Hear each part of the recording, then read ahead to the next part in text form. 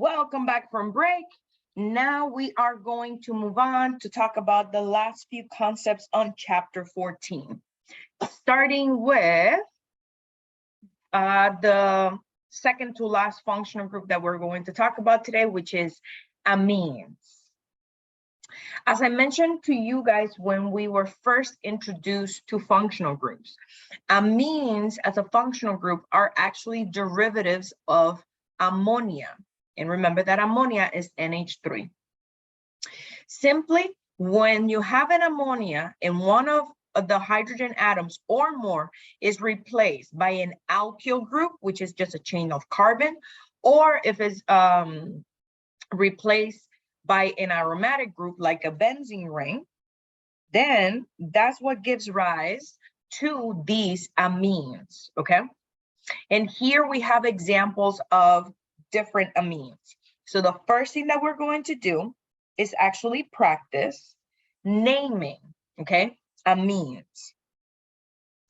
Amines other than ethers are the second functional group that when we name them, we are going to be using common name practices to name them, okay? So when it comes to naming amines, you're going to name the substituent that are bonded to the nitrogen, okay? And after that, you're going to put the word amine. As you can see in the first example, we have a CH3CH2 bonded to a nitrogen. That's an ethyl group, so that's ethylamine. In the second example, we have a nitrogen bonded on either side to CH3s. Since there's two substituents that are the same, that's why we have the prefix di. The name of the substituent, which is methyl, so this is dimethyl. And because it is an amine, we have the word amine. Lastly, we have a nitrogen that is surrounded by carbon chains. We have two methyls on the left and pointing down, and we have an ethyl group pointing towards the right. So as we have learned throughout the chapters where we have been naming organic compounds, here the substituents are ethyl and dimethyl. And remember, because the prefix di is not alphabetized, that's why the prefix ethyl comes first. So the name of the last molecule is ethyl dimethylamine. As I mentioned to you guys a few moments ago, nitrogen can also be bonded to benzene. And we learned previously that when we have a nitrogen atom bonded to benzene and that nitrogen atom is bonded to two hydrogens, that whole group is called aniline, okay? So when we are naming aniline molecules or aniline derivatives, let's understand that the substitution can happen at the nitrogen, meaning the substituent can be at the nitrogen or the substituent can be in the ring. So if we look at the second example, because our substituent is on the nitrogen, to give it its locator, we're going to put the letter N, and it's going to be a capital N. So the name of that second molecule is N-methyl aniline. Let me use my highlighter tool to define the different components.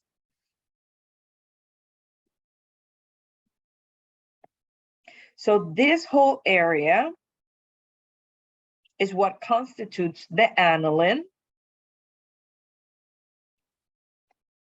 And because the nitrogen has the substituent, that's where we have the N-methyl. What happens if instead of being the substituent on the nitrogen, we have the substituent on the ring system? As we have seen before, this whole motif is our aniline. Carbon number 1 is going to be the carbon atom that is holding the amino group.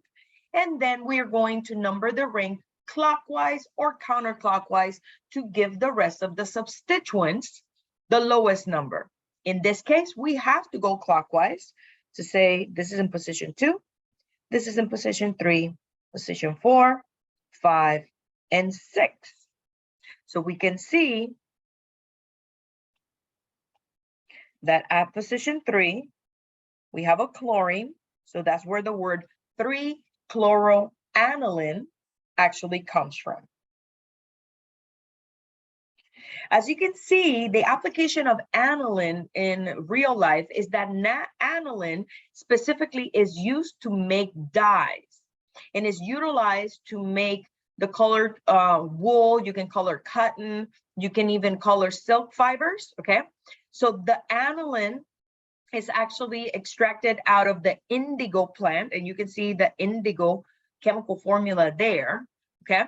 And whenever you have blue jeans, that blue color in the jeans is because of an aniline derivative, okay? Let's now practice naming amines.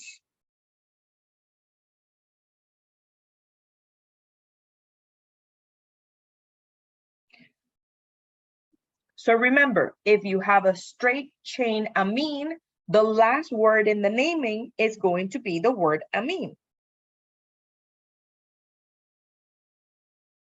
Okay? In this first molecule,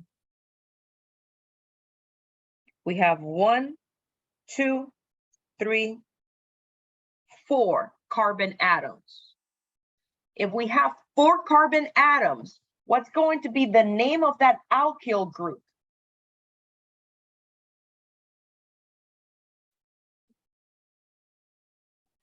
Let's put it in the chat. 4 carbon atoms as a substituent. What is that called?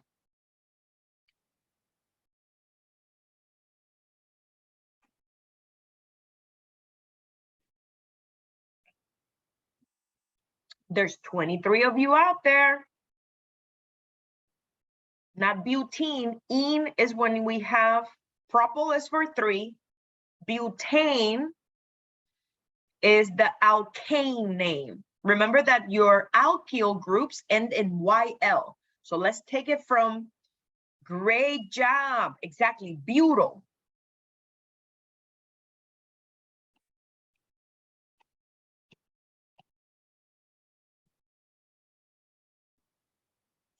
Okay. Now, you see that your nitrogen is on carbon 1 of your butyl. So we're going to say that this is 1-butyl. The reason why I make this distinction is because we can have also the following amine.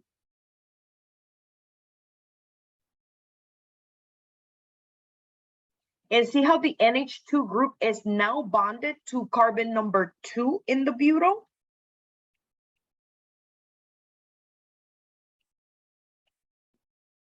Now this is known as 2-butylamine, because this location that we have here tells you where the NH2 is bonded within your alkyl chain.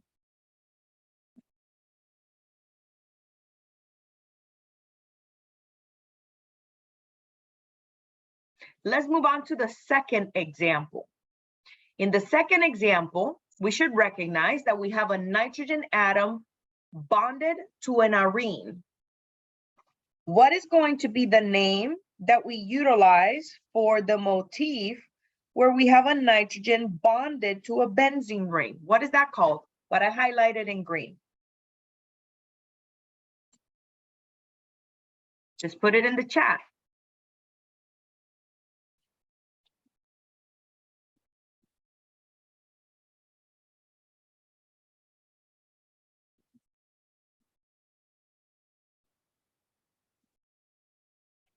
Thank you, Marisol. This is aniline. Now, in aniline, you can see that we have 2 substituents, okay? So those lines that are substituents, what are the names? What is the name of the substituents that we have on the aniline? They're the same. Great, that is diethyl, because there's 2 of the ethyls. Now, we need to give their location. What would be the location of the one on the nitrogen? What do we utilize to symbolize that it is bonded to the nitrogen? Great. An N, not a 1, an N. So if your substituent is on the nitrogen, we are going to say its location is N. Now, the location of the other substituent is in the ring.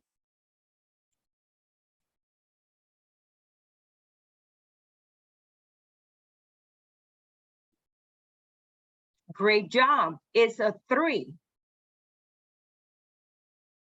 Because remember that when we're numbering this, the carbon that is holding the nitrogen is carbon 1. So in this case, we have to number it clockwise, 3, 4, 5, and 6 to give that other substituent the lowest number. So again, N is just it's just giving location to that substituent at the nitrogen in the aniline.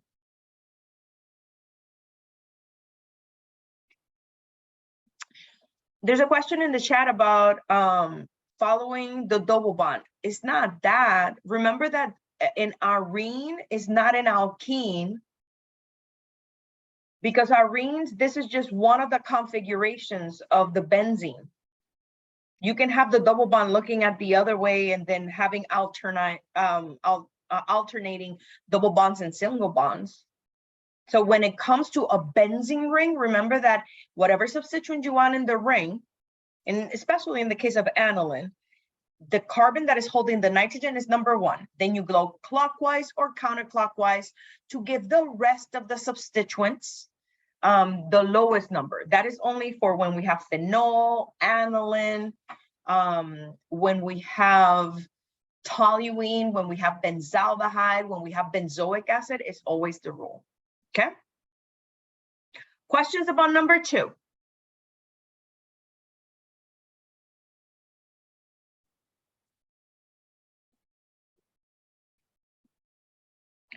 Let's move on to the next example. We have 3 substituents.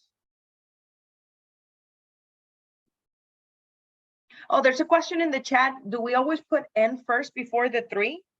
So if you have 2 substituents that are the same and you're trying to give their locations, then N goes before the digit.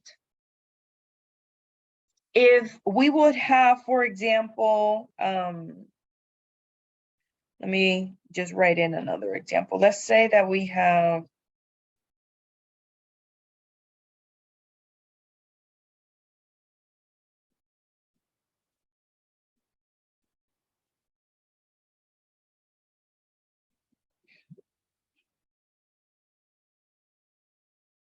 this, okay? The name of this molecule is going to be 4-ethyl N-methyl aniline. So N is going to go before a digit only when we have 2 of the same substituent. Because N, we have to treat it just like a location. So in the case of the second example, N is just the location of the methyl group. So it's going to be attached to the methyl because that is where its location is in this structure. I hope that that helps.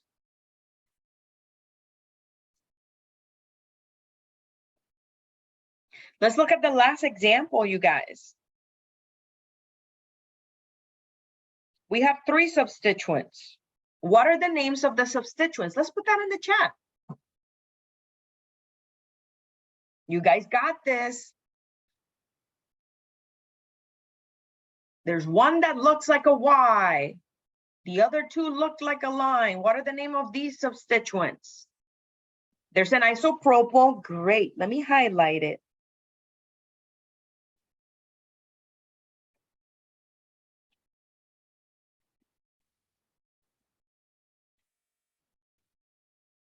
And what are these lines representing?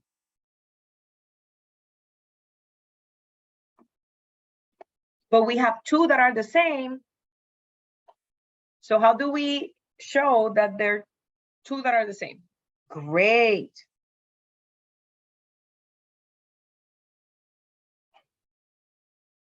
So when it comes to this, remember, iso, we're comparing to methyl. Di is not utilized in the alphabetization.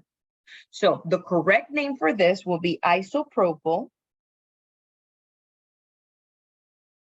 dimethyl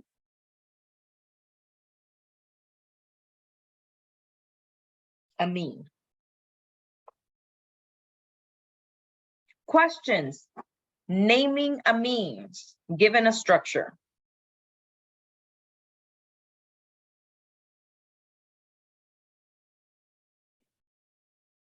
It is all one word. So remember, in this course, the way that I designed the examinations, and you guys will have examples of that in the extra credit. Also, you have seen in chapter 12, so on and so forth. Whenever I want you guys to name something, I use the feature on Canvas that is the drop-down menu. But if in the future you have online classes, or even if you're back to face-to-face and you need to take organic chemistry, either one semester or the full year, understand that this is all one word. There's very few examples of functional groups that are various words. And as we saw today, esters is one of them, which you have multiple words. Ethers are another one. As long as you do the common name, it's just separate words. But this one is all one word.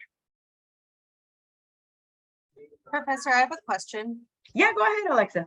How come we wouldn't put an N before the dimethyl amine? Because what I'm teaching you guys to name amines is the common names. If you look at textbooks and other sources, which they show you guys the skills for naming them with the IUPAC system, in the IUPAC system for amines, you need to include the N. But right now, the only ones, because I'm showing you guys common names for amines, except aniline, then aniline derivatives are the only ones that we're going to put the location of N if our substituent is on the nitrogen.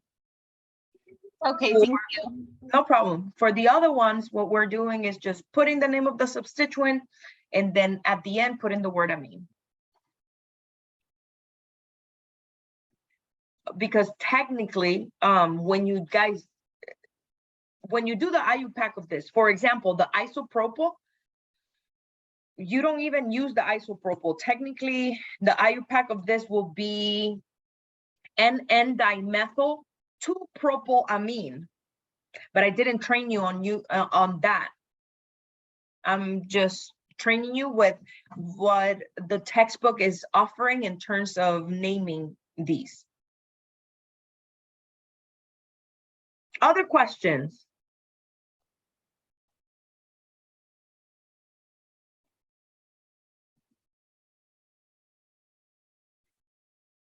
Great. So one of the things about amines is that amines, similar to what we saw before in chapter 12 with alcohols, can also be classified. And the classification of amines is a little bit different from the one of alcohols. Because the classifications of amines, even though is similar in the sense of, oh, we have a primary amine, we have a secondary amine, we have a tertiary amine. The classification of amines depends on how many carbon chains are bonded to nitrogen. So if nitrogen is bonded to one carbon chain, as you can see in the example of methylamine, then that it is a primary. In the case of the second amine that we have here, my nitrogen is bonded to 2 carbon chains. So that makes it a secondary amine. If your nitrogen atom is bonded to 3 carbon chains, then that determines that that is a tertiary amine. Understand that in biochemistry, we're going to see one more classification, because in biochemistry, if you have the nitrogen surrounded by 4 things, that is known as a quaternary amine. So we're going to see those structures in the upcoming chapters, okay?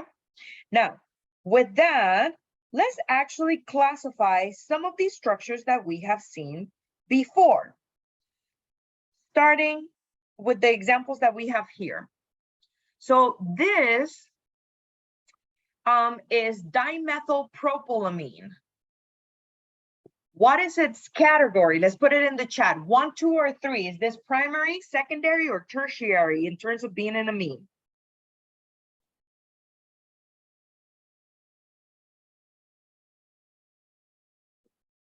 Great. This is a tertiary amine.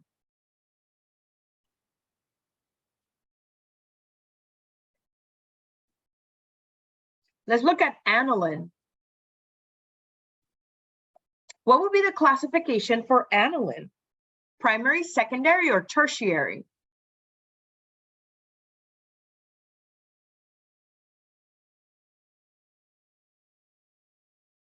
Excellent. This is a primary amine,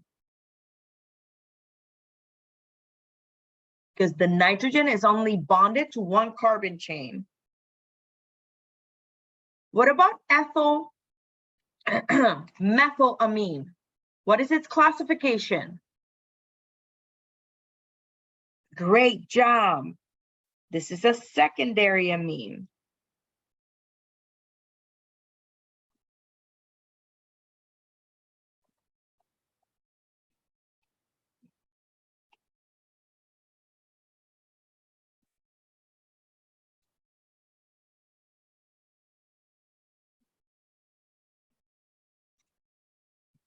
Let's look at the ones that we have here, okay? What about the 2-butylamine? What is the classification for it?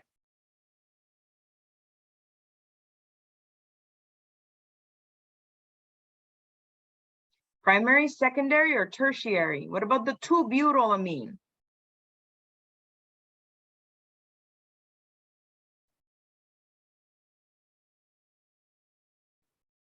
Great. This is a primary amine.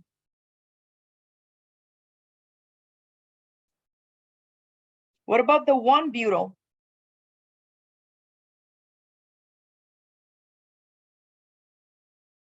Great, also primary.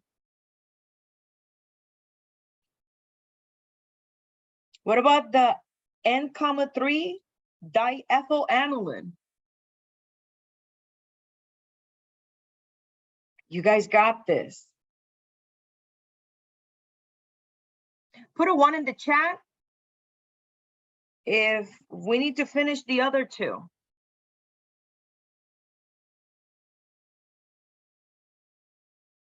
Excellent. This is a tertiary amine, and this is a secondary amine. Questions on the classifications of amines?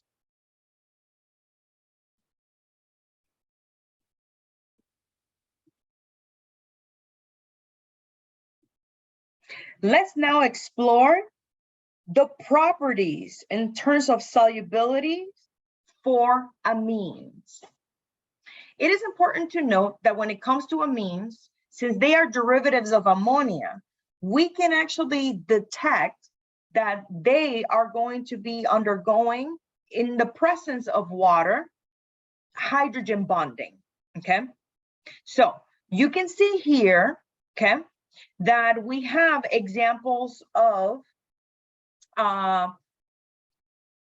these 2 are going to be primary amines, okay? If I write in the atoms for these molecules, these represent the hydrogen, this is the nitrogen, this is carbon, hydrogen, hydrogen, hydrogen, carbon, hydrogen, hydrogen, hydrogen. This is nitrogen, this is hydrogen, this is hydrogen.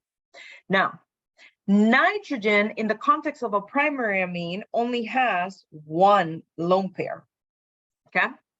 So when you're looking at the intermolecular forces between two primary amines, you can see that they hydrogen bond with each other, okay? Even if you take a primary amine, and let me just write in the atoms so it is more clear. So this is nitrogen, hydrogen, hydrogen, this is carbon, the hydrogens, this is the oxygen and water, oxygen, oxygen, hydrogen, hydrogen. We can see that even primary amines are going to be able to hydrogen bond with water.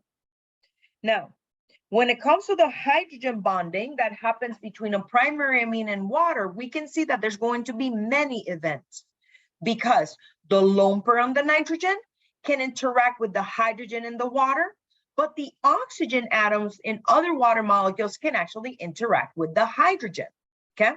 So all of this is due to the fact that our hydrogen in an amine is bonded to nitrogen. And if you guys recall from attractive forces, in order for hydrogen bonding to occur, your hydrogen atom needs to be bonded to a quote unquote fun element, meaning fluorine, oxygen, or nitrogen. So we observe that specifically primary amines can hydrogen bond to themselves and they can hydrogen bond with water. Understand that secondary amines also can undergo these interactions, okay? Now, when it comes to what is the limit in terms of the number of carbons for amines in order to be soluble in water, then we know that if you have up to 6 carbons, okay, or sorry, up to 5 carbons, then your amine is soluble in water. So the minute that you have 6 carbon atoms or more, then the solubility of your amine decreases. Now, when it comes to the attractive forces for tertiary amines to themselves, understand that tertiary amines to themselves can only undergo dipole-dipole attractions. Now, tertiary amines can form hydrogen bonds with water, but only with water, because the nitrogen atom in the tertiary amine can actually go ahead and interact with the hydrogen atom in the water. And that's why, specifically, we can see the hydrogen bonding event. So I'm just going to draw it, basically include it onto this image. So in the case of tertiary amines,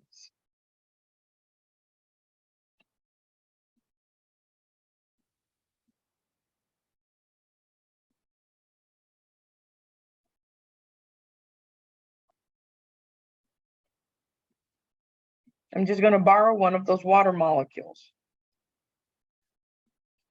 Because your tertiary amine has a lone pair, then it can hydrogen bond with a water molecule by interacting with the hydrogen atom, okay? So this is what I drew in the corner between the tertiary amine and the water molecule will be the hydrogen bonding that can happen, okay, between a tertiary amine in water. But remember, there's a limit. Up to 5 carbons, they're soluble in water. The minute that you have 6, solubility starts decreasing. And what I was mentioning in words is that if we look at the attractive forces of 2 tertiary amines,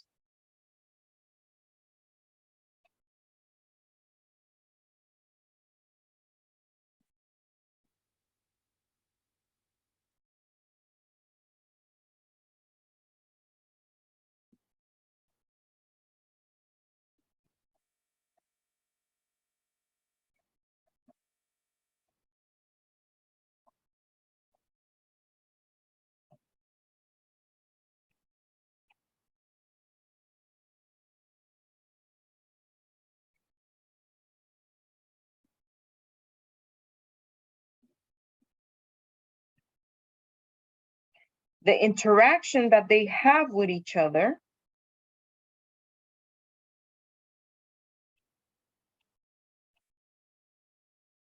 is a dipole attraction.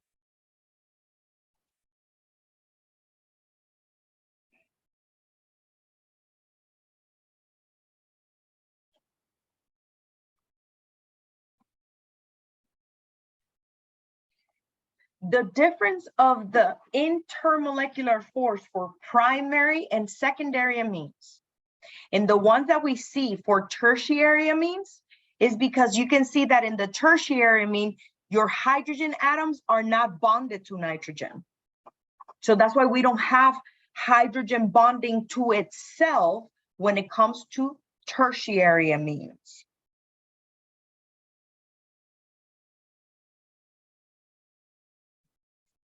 So again, as we have observed throughout our discussions, when it comes to functional groups, the reasoning behind why is it that when we have 6 carbons or more, that solubility in water is affected is because, again, having more carbon chains with hydrogens increases the surface of having non-polar character in the molecules, and the more non-polar portion of the molecule, then the solubility decreases since water is a polar molecule. Questions about the solubility of amines in water and the attractive forces that exist in amines.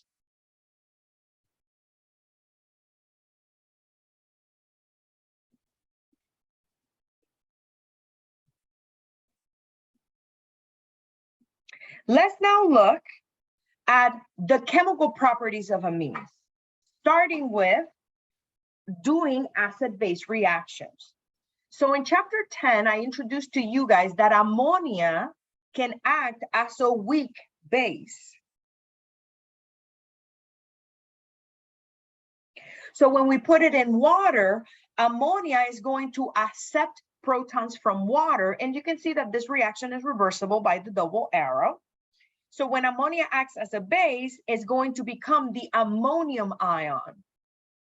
And this ammonium ion is going to be paired with the hydroxide. But the thing is that this compound is going to be short-lived, so it actually reverts back to the reactant. So this reaction is in equilibrium. So because amines are going to be derivatives of ammonia, it is known that if you have primary or secondary amines, they can also act as weak bases, similar to their parent ammonia. And when you put them in water, another thing that they can do is an acid-base reaction in which the amine is going to accept a proton. Now, amines, we already observed that they can be attached to benzene, okay? They can be attached to an aromatic structure. But understand that amines can also be within cyclic systems. This is what we call heterocyclic amines. The word hetero comes from the idea that we have an atom other than carbon in the ring system. So here, I just wanted to give you guys a sample of different structures that we have for heterocyclic amines. As you can see here, we have 5-atom heterocyclic amines. We can have 6-atom heterocyclic amines. Now, we are going to see specifically as an application of heterocyclic amines how pyrimidines and purines are incorporated into structures of biomolecules to give chemical significance to things that maybe you have already heard about in biology classes. So if you have taken biology, you have heard about DNA, and that DNA have these basic units that are called nucleotides. And those nucleotides is specifically what gives the chemical significance of having that genetic information that is going to transfer. We are going to be observing that next week when we have our biochemistry review on the nucleic acids. Now, we are going to see there as an application how these pyrimidines and these purines are incorporated on those structures. And all the other ones are also present in molecules, okay? They are present in certain molecules, and I wanted to introduce to you guys, other than mentioning the nucleotides in DNA, molecules that also have heterocyclic amines. And those are known as alkaloids, okay? So what defines something as an alkaloid is that this is going to be a compound that is physiologically active. They are produced from plants. And when you look at the structure, they have heterocyclic amines in it.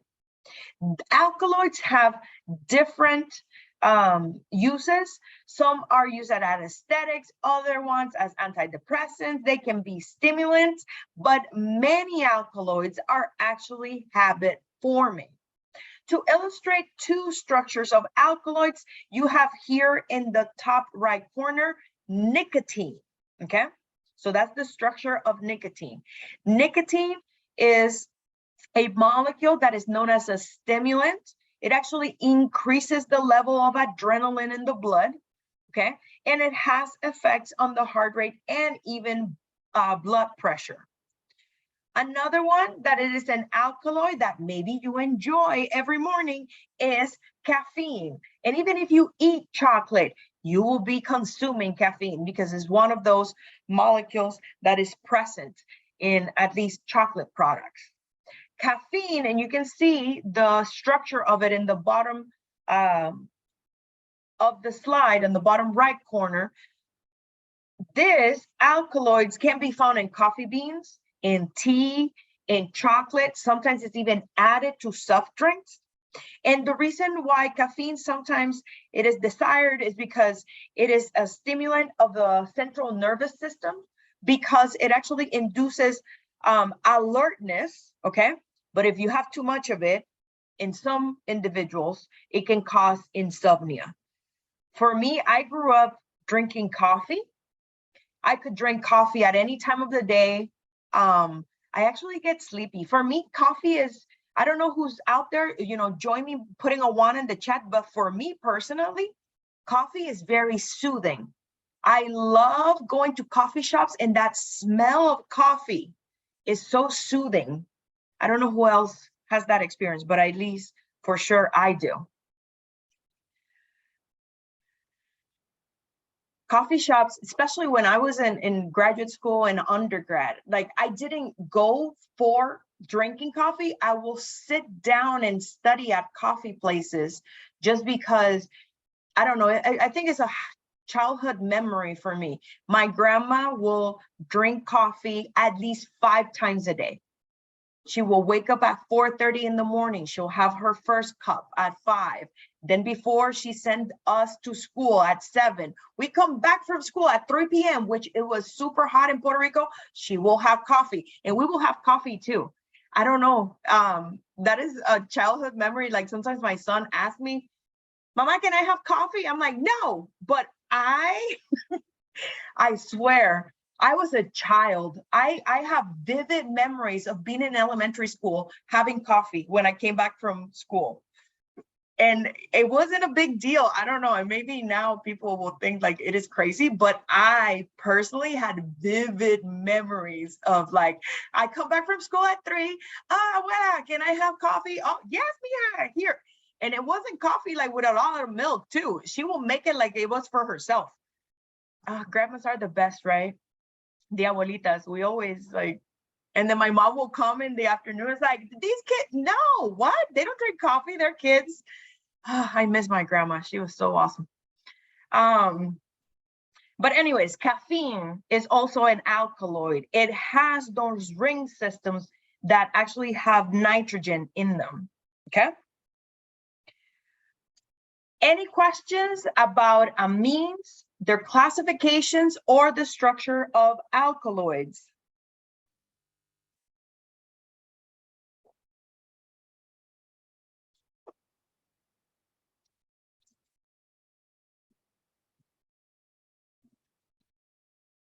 Then let's move on to talk about the last functional group, in chapter 14, which is amides. Amides are going to be structures that are actually synthesized also from carboxylic acids. So in today's lecture, we have already seen how esters are synthesized from carboxylic acids. Now amides are also molecules that are made from carboxylic acids. And if we compare the structure of an amide with its corresponding carboxylic acid, you can see that pretty much the OH group in the carboxyl group area is now replaced with a nitrogen with hydrogens. Now, it depends on the structure for your amide. That nitrogen not necessarily needs to be NH2. That nitrogen can also be substituted. So with that, let's now learn how to name amides. So as you can see, when it comes to naming amides, this is going to be a little bit similar to what we explored earlier today when we were naming esters. There's going to be a portion of your molecule that comes from the carboxylic acid. The other portion of the molecule is going to come from the alkyl chains, in this case, that are bonded to the nitrogen, okay? So in this class, we're going to focus on the IUPAC naming for amides, and it goes the following way. When we have an amide, again, we're going to separate it into these components, which is going to be the carboxylic acid that make your amide and the amine that made the amide. The carboxylic acid name, we are going to remove, okay? The oic acid.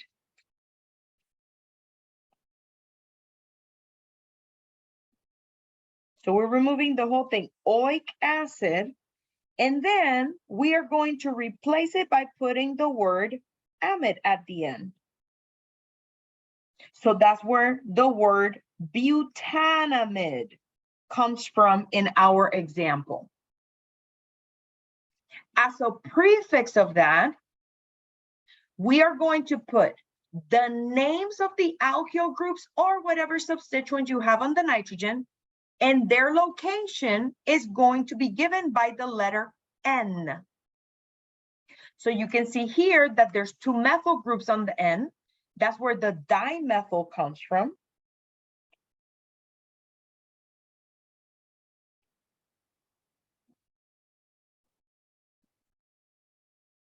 And because they're bonded to nitrogen, both of them, that's why we see N, N.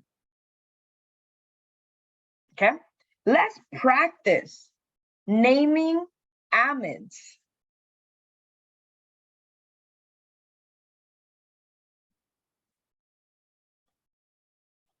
Okay, this is our first example.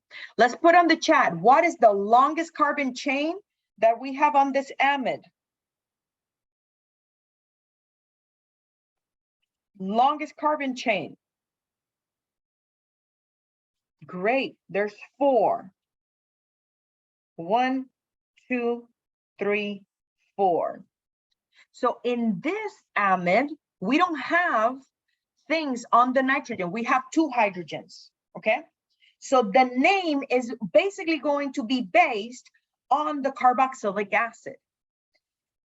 As I mentioned to you guys before, here, the division now in amides is going to be between the C double bond O and the nitrogen. So the 2 things that came together to make this molecule were this carboxylic acid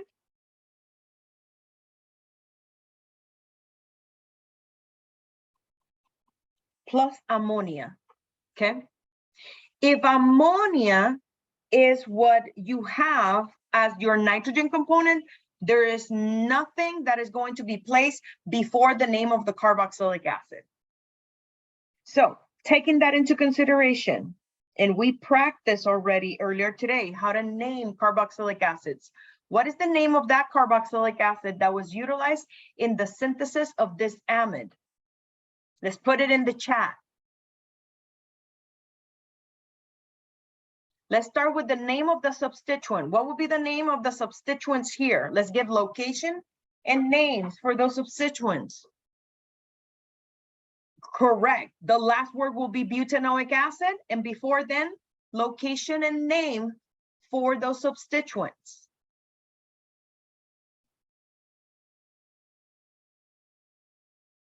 Great. This is 2,3 dimethyl butanoic acid.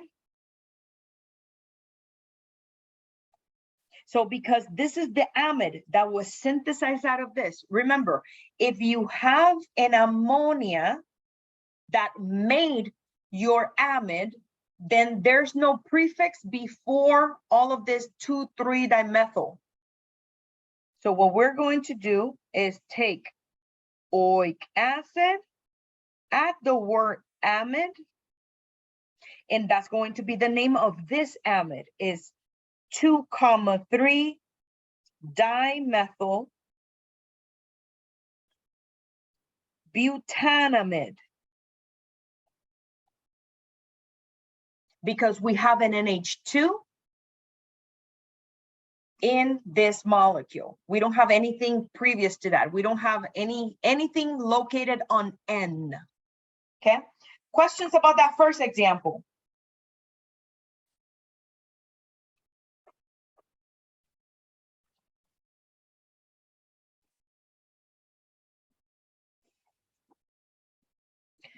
Let's move on to the second example. If I take this molecule and I try to define the two compounds that made it, let me just write them in the corner. The carboxylic acid and the amine that made this are the following.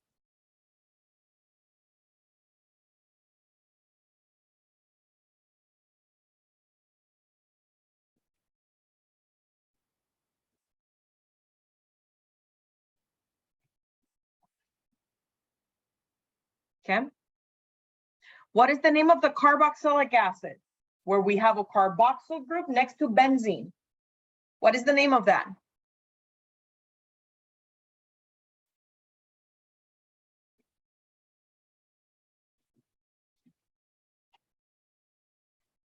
Name of this structure.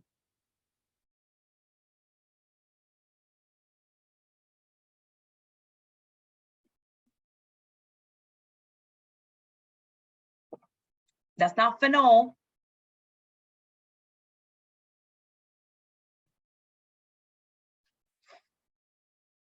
Carboxyl group, not hydroxyl, carboxyl group next to benzene.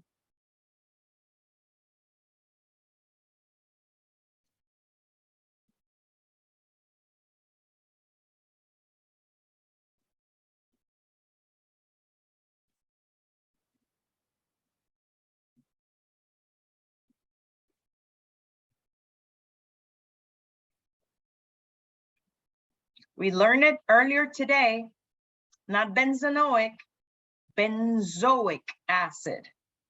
Look at the second example that we did earlier today. So whenever you have that area in green is that last word, benzoic acid.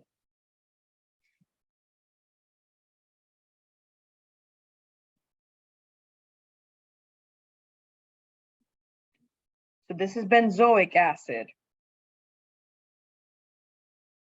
Okay. The name of this is methylamine.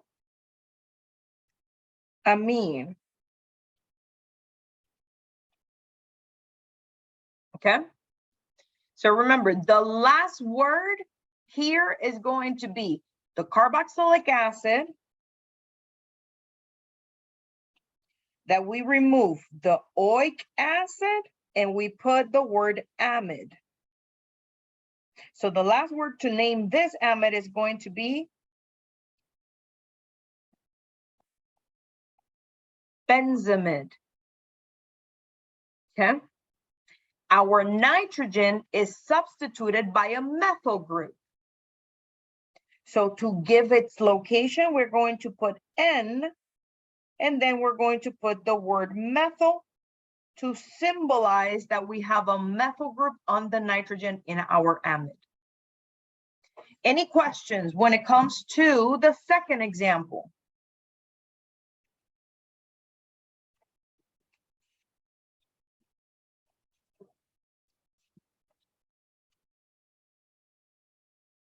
Let's go to the last example. You guys got this. Let me just write the structures. The carboxylic acid that this came from is the following. Because remember, everything with the carbonyl, that's where the carboxylic acid was.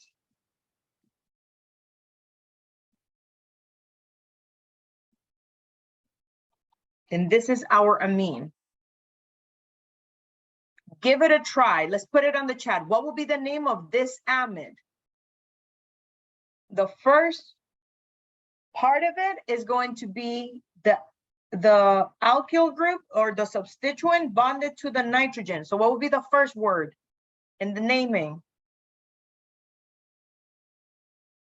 Good try. Thank you, Shelly. That's the right one. It's N-methyl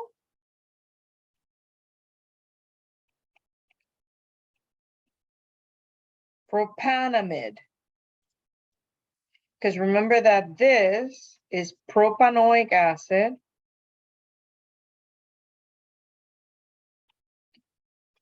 We remove the oic acid and put amide. So that's where propanamide comes from. Question, naming amides.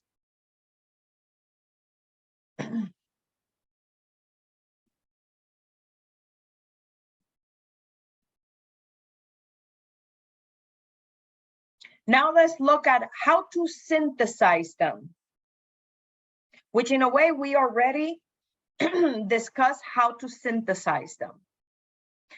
Amides are going to be a very important functional group in biochemistry. So you will see that in later discussions, particularly next week, when we are talking about proteins and we're talking about nucleic acids, we will be looking at some amide formation, particularly when we're talking about proteins.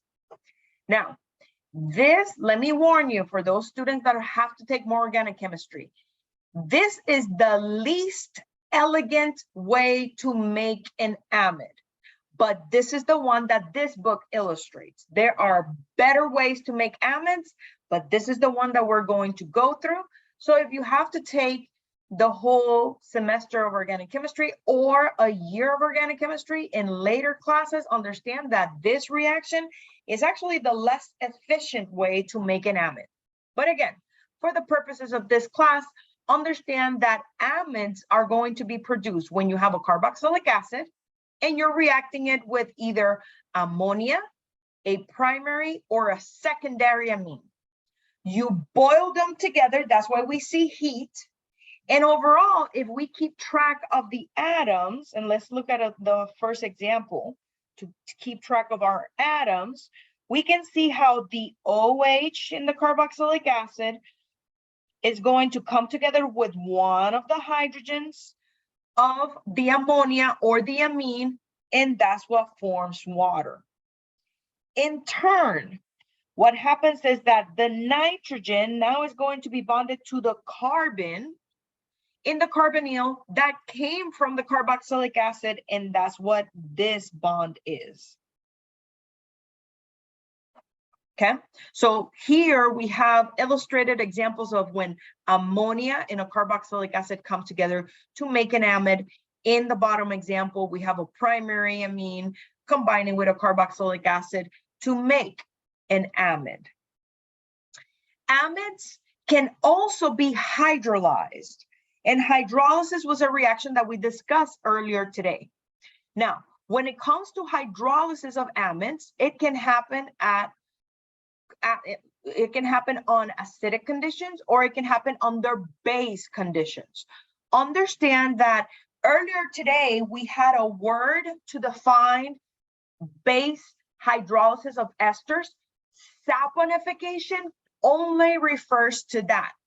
Base hydrolysis of an amide is not saponification. So when we go through what are going to be my products on the hydrolysis of amides, let's look at acidic conditions first. If you start with an amide, if you have acid hydrolysis, you know that you're doing acid hydrolysis because you're reacting that amide with water, acid, and heat. The products of your reactions are going to be a carboxylic acid and an ammonium salt. So overall, when you do this, you just have to say, okay, I start with an amide. When I separate it, I understand that to write in my carboxylic acid, I'm going to take the C double bond O, and to make that carboxylic acid, I'm going to add OH to the portion of the molecule. To the portion that came with the nitrogen, what I'm going to do to create that ammonium salt is that you're going to take the nitrogen, you're going to add to the nitrogen 2 hydrogens, and the Cl minus. And now you have the chemical formula for your ammonium salt. Okay, so again, acid hydrolysis, you make a carboxylic acid and the ammonium salt, and I highlighted the atoms that are incoming, okay, in the process to write the product. Let's now explore base hydrolysis of amides. When we have a base hydrolysis of an amide, okay, we are also going to separate that amide into 2 components. Now, the 2 components here are going to be a carboxylate salt and an amine.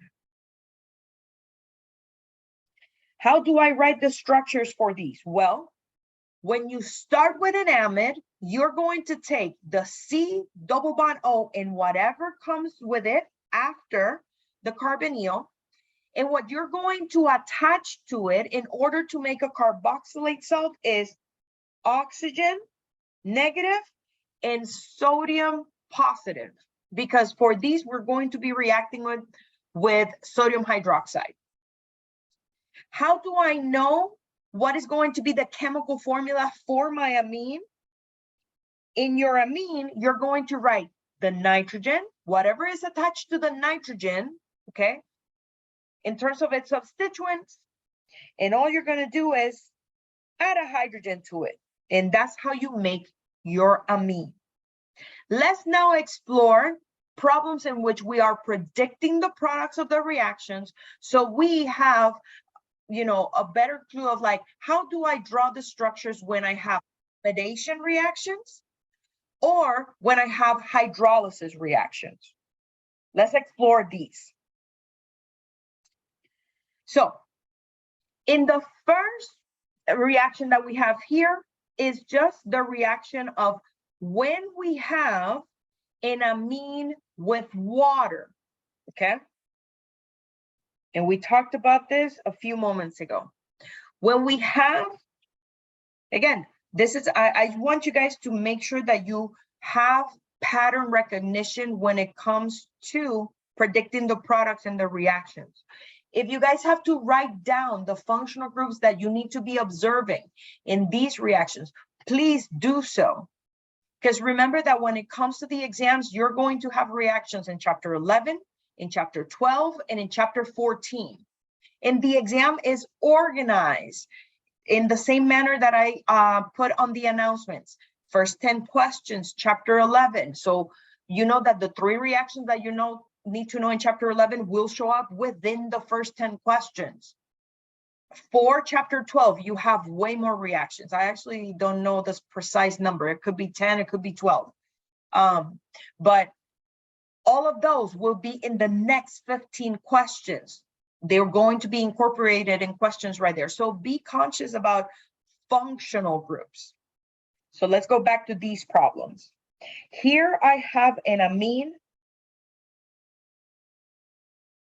and I'm reacting it with water. When I'm reacting an amine with water, I will always be making these two things. An ammonium ion, okay, that is a derivative from the amine. And I'm going to be making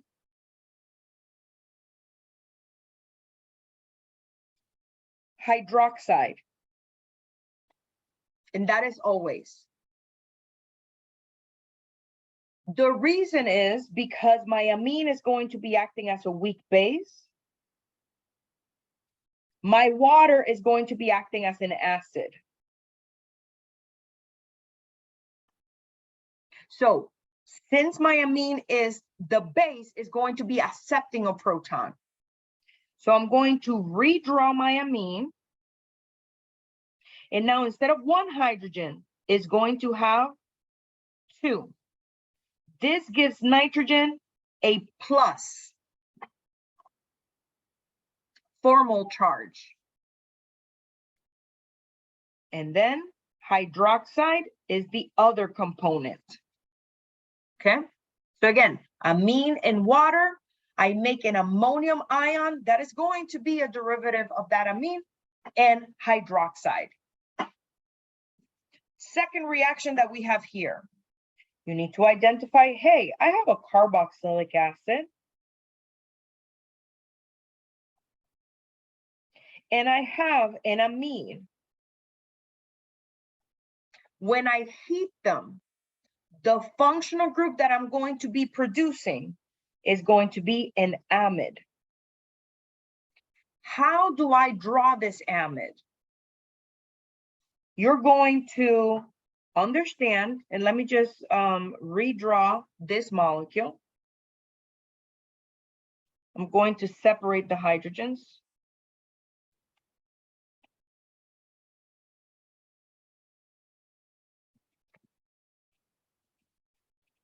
In the production of the amide, the hydrogen is going to combine with OH. And that makes the water.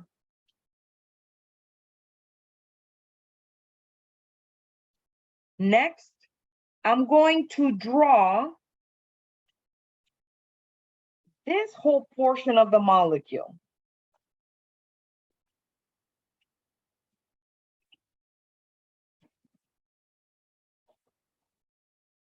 To draw the amide, then I'm going to make a bond to the nitrogen.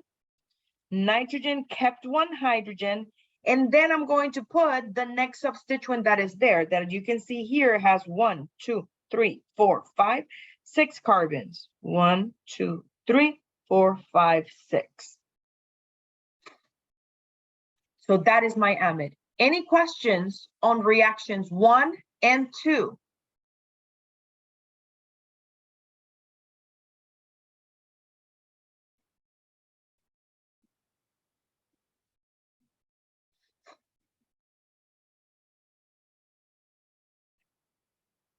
Let's move on to the last two reactions.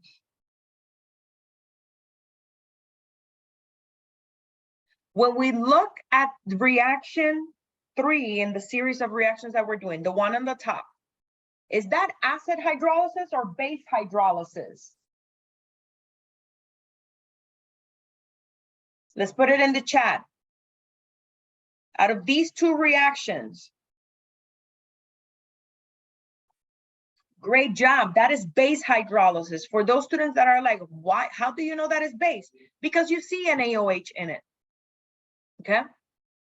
So when we have base hydrolysis, okay, of an amide, understand that overall there's two things that we're going to do, okay, or two things that we're going to produce, I should say. Okay, there's two products of the reaction. Under basic conditions, we're going to make a carboxylate salt, and we're going to produce an amine. Okay, how do I draw them? Based on the structure given. When I look at this, I cut right here in between my C double bond O and my single bond nitrogen. So whatever is incorporated into the carbonyl, that's my carboxylate salt. So my carboxylate salt is going to be written by writing that portion of the molecule, attaching it to O negative, and that is sitting next to sodium positive. How do I draw my amine? I draw the nitrogen. The nitrogen contains already a hydrogen. I'm going to place another hydrogen in it, and I'm going to draw whatever substituent is attached to the nitrogen. Since it's a benzene ring, I chose to draw the hexagon with the circle. Okay. Questions about the base hydrolysis of an amide?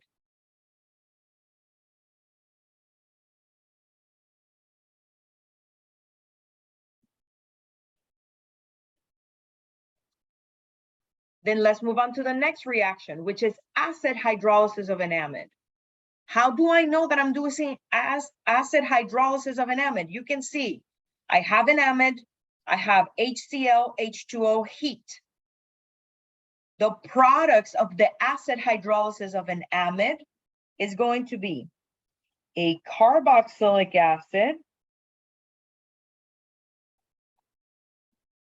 with an ammonium salt.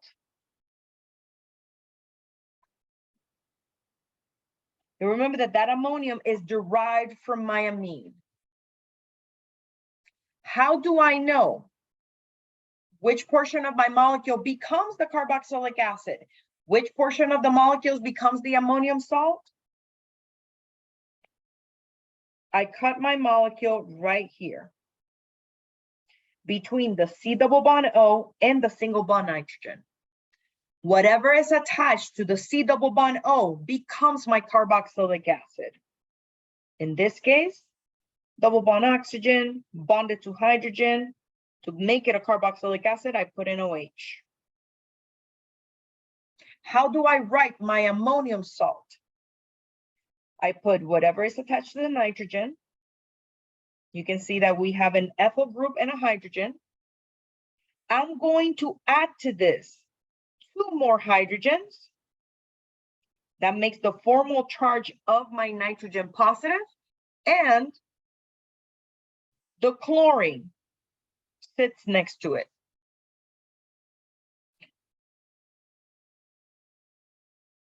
Questions about predicting the products of reactions of amines, reactions of formation of amides, or hydrolysis of an amide?